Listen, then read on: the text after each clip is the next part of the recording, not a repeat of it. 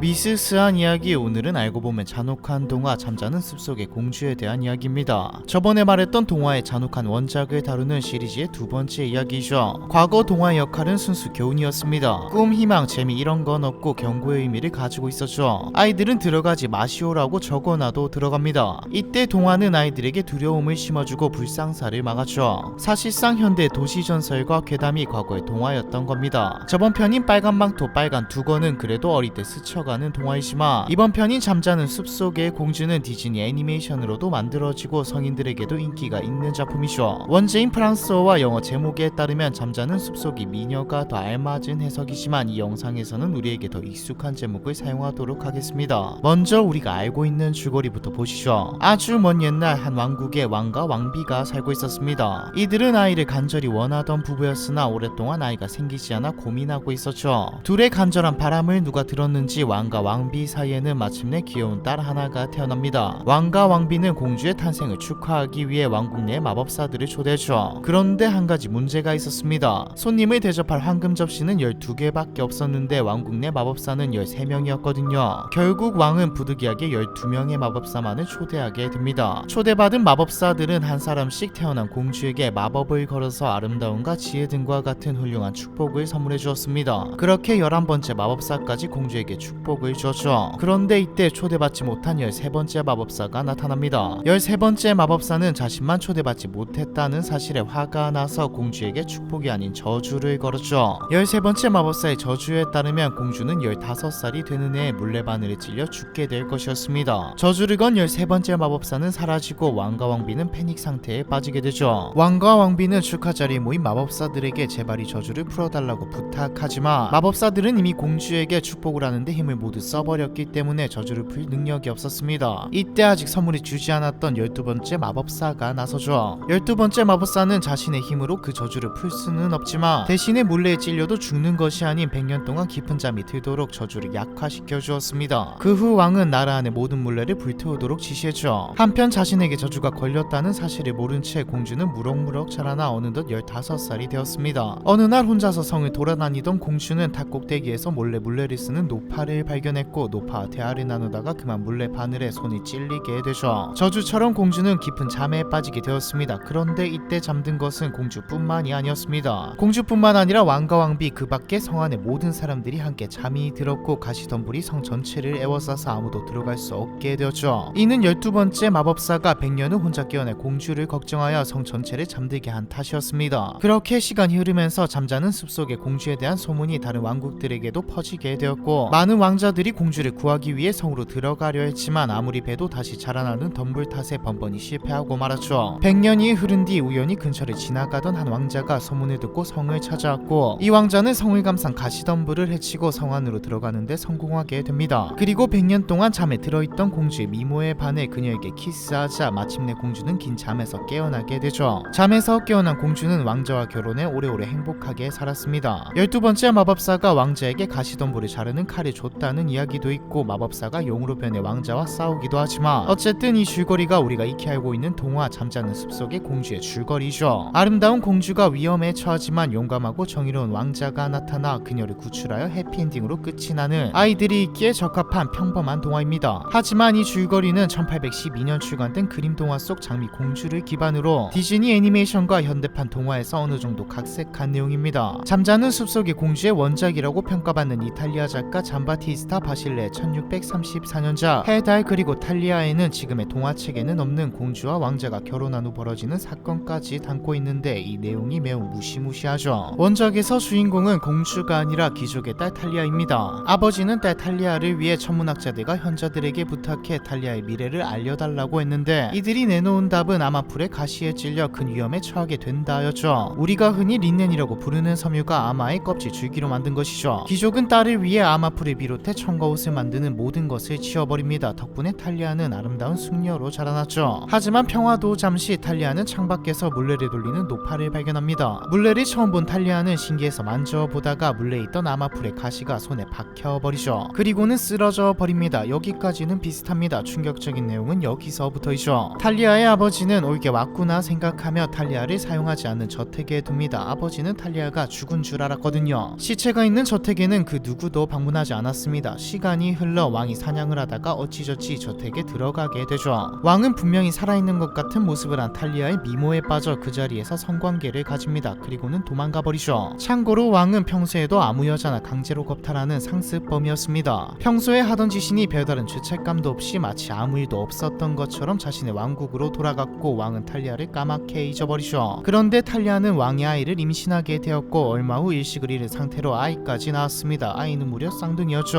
자신도 모르게 임신을 하고 출산까지 한 탈리아는 그 이후로도 한동안 잠들어 있었지만 배가 고팠던 쌍둥이가 공주의 손가락을 빨면서 손가락에 박혀있던 가시가 빠져나왔고 공주는 비로소 잠에서 깨어나게 됩니다. 이쯤 왕은 탈리아와 한 번 더 관계를 나누고 싶다는 생각을 하고 다시 저택을 찾습니다. 그리고 깨어난 공주와 아이들을 발견하죠. 왕은 아이들을 보고 기뻐하며 탈리아와 관계를 나누고 사랑에 빠집니다. 하지만 왕은 왕비가 있었기에 탈리아와 아이들을 성으로 데려갈 수는 없었죠. 왕은 아이들에게 해와 달이라는 이름을 지어주고 다시 저택을 떠납니다. 성으로 돌아온 왕은 장결에 그만 탈리아와 아이들의 이름을 부르게 되고 왕비는 탈리아와 아이들의 존재를 알게 되죠. 화가 난 왕비는 귀엽고 탈리아를 찾아냅니다. 그리고 요리사에게 아이들을 죽여서 왕에게 음식으로 내오라고 하죠. 요리사는 아이들이 불쌍해 양고기로 요리를 만들어 왕에게 가져갔습니다. 왕이 해와 달을 먹었다고 생각하고 만족한 왕비는 탈리아도 산채로 불태워 죽이기 위해 성으로 불러들이죠. 그렇게 왕비가 탈리아를 화형시키기 직전 왕이 들이닥치고 왕은 왕비와 왕비의 시종들을 화형시키고 탈리아와 오래오래 행복하게 살았습니다. 이게 원작의 줄거리죠. 프랑스 작가 샤르 페로 버전의 잠자는 숲속의 공주 역시 우리가 아는 동화와는 다릅니다. 샤르 페로는 왕자의 키스로 깨어난 뒤 왕자와 결혼한 공주의 궁중 이야기를 담았는데 여기서는 왕자의 어머니가 인육을 먹는 식인종으로 나오죠. 왕자와 결혼한 공주는 딸 오로르와 아들 주르까지 2명의 자녀를 낳습니다. 결혼 후 2년이 지났을 때 왕자의 아버지가 죽고 왕자가 왕위에 오르게 되죠. 얼마 지나지 않아 나라에 전쟁이 축발하고 왕은 자신의 어머니에게 나란 일을 맡기고 전쟁터로 떠납니다. 인육을 즐기는 데다 평소 잠자는 숲속의 공주를 탐탁지 않게 여겼던 왕의 어머니는 궁중 요리장에게 오로라와 주르를 죽여 요리로 만들어 오라고 명령하죠. 요리장은 오로르와 주르 대신 어린 양고기를 인육이라 속여 음식을 내옵니다. 다 먹은 왕비는 잠자는 숲속의 공주를 죽여서 먹고 싶다고 명령하죠. 요리장은 이번에도 사슴고기로 요리를 내왔고요. 그러나 꼬리가 길면 밟히는 법이죠. 어느 날 밤 오로르와 주르의 목소리를 들은 왕의 어머니는 손주들과 왕비가 살아있다는 사실을 알아채게 됩니다. 크게 화를 내며 병사들에게 뱀으로 가득 찬 우리 속에 2 손주와 왕비 그리고 요리장과 그의 아내까지 집어넣으라고 명령하죠. 때마침 전쟁을 끝내고 성으로 돌아온 왕은 이 광경에 깜짝 놀라고 맙니다. 그리고 왕은 자신의 아이들과 아내를 죽이려 한 어머니를 뱀우리에 던져버리죠. 결국 뱀에게 물어뜯겨 죽음을 맞이하면서 이야기는 끝이 납니다. 원작으로 여겨지는 바실레 판본이든 샤르 페로 버전이든 아이들이 보기엔 너무나 충격적이고 잔인한 내용이 담겨있다는 사실만큼은 하나같이 똑같죠. 알고 보면 잔혹한 동화 잠자는 숲속의 공주에 대한 이야기 이번 편은 여기까지입니다.